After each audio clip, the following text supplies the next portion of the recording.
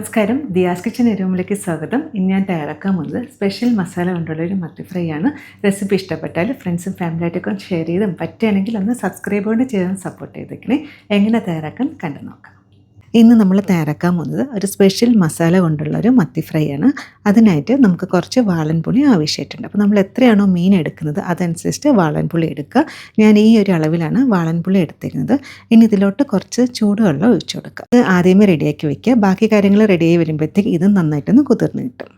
ഇനി അടുത്തായിട്ടൊരു ഇടിയൽ എടുത്തിട്ടുണ്ട്. അപ്പോൾ ഇതിലോട്ട് നമുക്ക് കുറച്ച് ഇഞ്ചി വെളുത്തുള്ളി ചതച്ചെടുക്കണം. ഇതിന് പകരം വേണമെന്നുണ്ടെങ്കിൽ മിക്സിയിലൊന്ന് അടിച്ചെടുക്കാം, അല്ലെന്നുണ്ടെങ്കിൽ ജിഞ്ചർ ഗാർലിക് പേസ്റ്റ് വേണമെങ്കിലും ചേർക്കാം. പക്ഷേ ആ ഒരു ഫ്രഷായിട്ട് നമ്മൾ ചതച്ചെടുക്കുമ്പോൾ അതിൻ്റെ ഒരു ടേസ്റ്റ് വേറെ തന്നെയാണ്. ഈ ഒരു അളവിൽ ഇഞ്ചിയും കുറച്ച് വെളുത്തുള്ളി.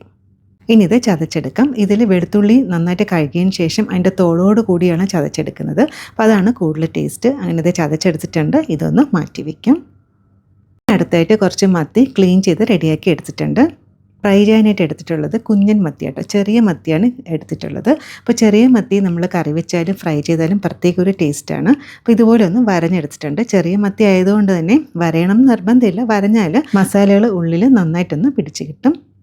മത്തി കഴിക്കാനായിട്ട് എല്ലാവർക്കും വളരെ ഇഷ്ടമാണ്. പക്ഷേ മത്തിക്കൊരു സ്മെല്ലുണ്ട്. അത് മാറാനായിട്ട് ഒന്നുകിൽ ഉപ്പും വിനീഗറും കുറച്ച് നാരങ്ങ നീരും കൂടെ ചേർത്തിട്ട് നന്നായിട്ടൊന്ന് മിക്സാക്കി കഴുകുക. അല്ലാന്നുണ്ടെങ്കിൽ കുറച്ച് ഉപ്പും നാരങ്ങ നീരും കുറച്ച് മഞ്ഞൾപ്പൊടിയും കൂടി മിക്സാക്കി ഒരു 10 മിനിറ്റ് വച്ചതിന് ശേഷം ഒന്ന് കഴുകുകയാണെന്നുണ്ടെങ്കിൽ അതിൻ്റെ സ്മെല്ല് മാറിക്കിട്ടും.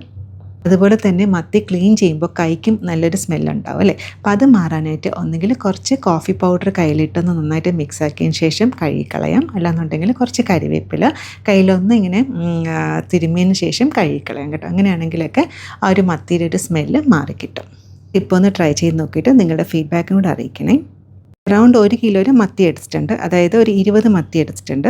ഇനി അടുത്തായിട്ട് മസാലകൾ മിക്സാക്കാൻ ആവശ്യമായിട്ടുള്ളൊരു ബൗൾ എടുക്കുക. നമ്മൾ നേരത്തെ കുതിർത്ത് വെച്ചേക്കുന്ന പുളി നന്നായിട്ടൊന്ന് കുതിർന്ന് കിട്ടിയിട്ടുണ്ട്. അപ്പോൾ അതിൻ്റെ ആ പുളി വെള്ളം റെഡിയാക്കി എടുത്ത് വെച്ചിട്ടുണ്ട്. ഇനി നമുക്ക് മസാല തയ്യാറാക്കാം. അതിനായിട്ട് ആദ്യം തന്നെ 1/4 ടീസ്പൂൺ മഞ്ഞൾപ്പൊടി, അറൗണ്ട് ഒരു 2 ടേബിൾ സ്പൂൺ കാശ്മീരി മുളക് പൊടി.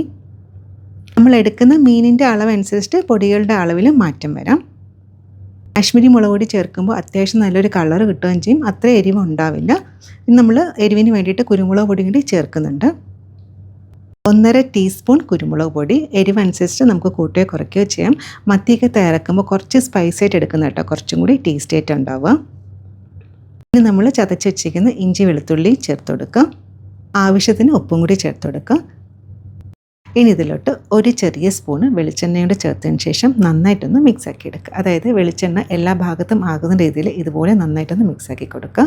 ഇനി പുളിക്ക് വേണ്ടിയിട്ട് നമ്മളിവിടെ പുളിവെള്ളമാണ് ചേർക്കുന്നത്. സാധാരണയായിട്ട് നമ്മൾ ഒന്നുകിൽ നാരങ്ങ നീര് ചേർക്കാം, അല്ലെന്നുണ്ടെങ്കിൽ വിനീഗർ ചേർക്കാം. പക്ഷേ ഈ പുളിവെള്ളം ചേർത്തിട്ട് നിങ്ങൾ ഈ ഒരു മസാല തയ്യാറാക്കി മത്തി വറുക്കുകയാണെന്നുണ്ടെങ്കിൽ പ്രത്യേക ഒരു ടേസ്റ്റാട്ടോ. മസാല മിക്സാക്കാനായിട്ട് വെള്ളം ചേർക്കില്ല, പകരം പുളിവെള്ളത്തിലാണ് ഈ മസാല മിക്സാക്കുന്നത്. ഇതുപോലെ കുറച്ച് പുളിവെള്ളം ചേർത്തിട്ട് വേണം മസാല മിക്സാക്കി എടുക്കേണ്ടത്. നമ്മൾ എത്രയാണോ മീനുള്ളത് അതനുസരിച്ച് വേണം പുളി എടുക്കാനായിട്ടുള്ളത്. പുളി എടുക്കുമ്പോൾ കൂടിപ്പോകാനും പാടില്ല, എന്നാൽ കുറയാനും പാടില്ല. അപ്പോൾ ഇതുപോലെ നന്നായിട്ടൊന്ന് മിക്സാക്കി എടുക്കുക. അപ്പോൾ മസാല തയ്യാറാക്കുമ്പോൾ ഒത്തിരി അങ്ങ് ലൂസായി പോയരുത്. കുറച്ചൊരു തിക്കായിട്ടാണ് മസാല തയ്യാറാക്കാനായിട്ടുള്ളത്. എന്നാൽ മാത്രമേ ആ മസാല മീനിൽ നന്നായിട്ടൊന്ന് പിടിച്ച് കിട്ടത്തുള്ളൂ. ഈ ഒരു രീതിയിലാണ് മസാല തയ്യാറാക്കാനായിട്ടുള്ളത്. ഒട്ടും വെള്ളമാക്കാതെ കണ്ടോ, ഇതുപോലെ തിക്കായിട്ടൊന്ന് മിക്സാക്കി എടുക്കുക. അങ്ങനെ നമ്മുടെ മസാല റെഡി ആയിട്ടുണ്ട്. ഇനി നമ്മൾ റെഡിയാക്കി വെച്ചിരിക്കുന്ന മീൻ ഓരോന്നായിട്ട് മസാലയിലിട്ട് ഒന്ന് തേച്ച് പിടിപ്പിച്ച് കൊടുക്കുക. കഴിയുന്നതും സ്പൂൺ ഉപയോഗിക്കാതെ നമ്മൾ കൈ വെച്ചിട്ട് തന്നെ ഇങ്ങനെ മിക്സാക്കാൻ നോക്കണേ. എന്നാൽ മാത്രമേ മീനിൻ്റെ എല്ലാ ഭാഗത്തും മസാല നന്നായിട്ടൊന്ന് പിടിച്ച് കിട്ടത്തുള്ളൂ. ഇതുപോലെ മീനിൽ എല്ലാ ഭാഗത്തും മസാല കോട്ടാകുന്ന രീതിയിൽ നന്നായിട്ടൊന്ന് മിക്സാക്കി എടുക്കുക. പിന്നെ ഈ ഒരു മസാലയിൽ ഞാൻ ഗരം മസാലയോ അല്ലെങ്കിൽ പെരിഞ്ചീരകമോ ഒന്നും ചേർത്തിട്ടില്ല. കാരണം കുഞ്ഞു മത്തി ആയതുകൊണ്ട് തന്നെ ഈ ഒരു മസാല ധാരാളം മതിയാകും. പിന്നെ വലിയ മത്തിയാണെന്നുണ്ടെങ്കിൽ വേണമെങ്കിൽ കുറച്ച് പെരിഞ്ചീരകമോ അല്ലെങ്കിൽ കുറച്ച് ഗരം മസാല വേണമെങ്കിലും ചേർക്കാം. അങ്ങനത്തെ മീനിൽ മസാലയൊക്കെ നന്നായിട്ടൊന്ന് പിടിച്ച് കിട്ടിയിട്ടുണ്ട്. കണ്ടോ, എല്ലാ ഭാഗത്തും ആകുന്ന രീതിയിൽ തന്നെ റെഡിയാക്കി എടുത്തിട്ടുണ്ട്. ഇനി കുറച്ച് നേരം റെസ്റ്റ് ചെയ്യാനായിട്ട് മാറ്റി വയ്ക്കാം. അതിന് വേണ്ടിയിട്ട് കുറഞ്ഞതൊരു അരമണിക്കൂറെങ്കിലും അടച്ചു വയ്ക്കാം. അങ്ങനെ മീൻ റെസ്റ്റ് ചെയ്യാൻ വെച്ചിട്ട് ഇപ്പോൾ ഒരു അരമണിക്കൂർ കൂടുതലായി. കുറഞ്ഞതൊരു 15 മിനിറ്റെങ്കിലും മാറ്റി വയ്ക്കുക. പിന്നെ എത്രത്തോളം ഇരിക്കുന്നുണ്ടോ അത്രത്തോളം മീനിൽ മസാല നന്നായിട്ടൊന്ന് പിടിച്ച് കിട്ടും. ഇനി നമുക്ക് മത്തി വറുത്തെടുക്കാം. അതിന് വേണ്ടിയിട്ട് പാനിലോട്ട് കുറച്ച് വെളിച്ചെണ്ണ ഒഴിച്ചു കൊടുക്കാം. എണ്ണ നന്നായിട്ട് ചൂടായതിന് ശേഷം കുറച്ച് കരിവേപ്പില ഇതുപോലെ ഒന്ന് സ്പ്രെഡ് ചെയ്ത് കൊടുക്കുക.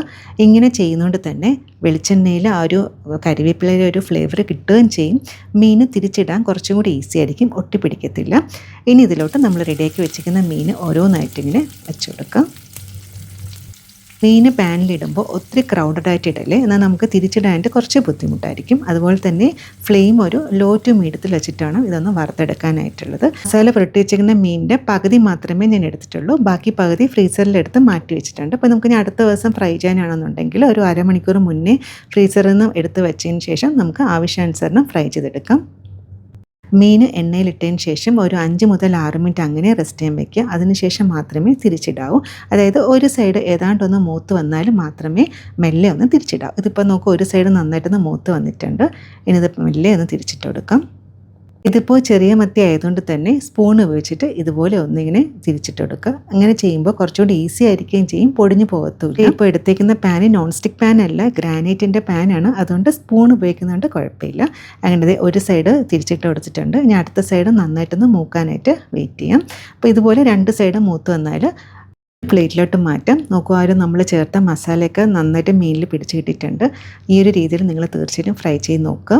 ഇന്നത്തെ റെസിപ്പി എല്ലാവർക്കും ഇഷ്ടപ്പെട്ടാണെന്ന് വിചാരിക്കുന്നു. മത്തി കിട്ടുമ്പോൾ ഇതുപോലെ ഒന്ന് ഫ്രൈ ചെയ്തെടുക്കുക. നല്ല ടേസ്റ്റി ആയിട്ടുള്ളൊരു ഫ്രൈ ആണ്. റെസിപ്പി ഇഷ്ടപ്പെട്ടാൽ ഫ്രണ്ട്സും ഫാമിലിയായിട്ടൊക്കെ ഒന്ന് ഷെയർ ചെയ്തുകൊണ്ട് സപ്പോർട്ട് ചെയ്യണേ. പറ്റുന്ന പോലെ സന്തോഷമായിട്ടിരിക്കുക. ഇതുപോലെ വേറെ റെസിപ്പി ആയിട്ട് കാണാം. താങ്ക്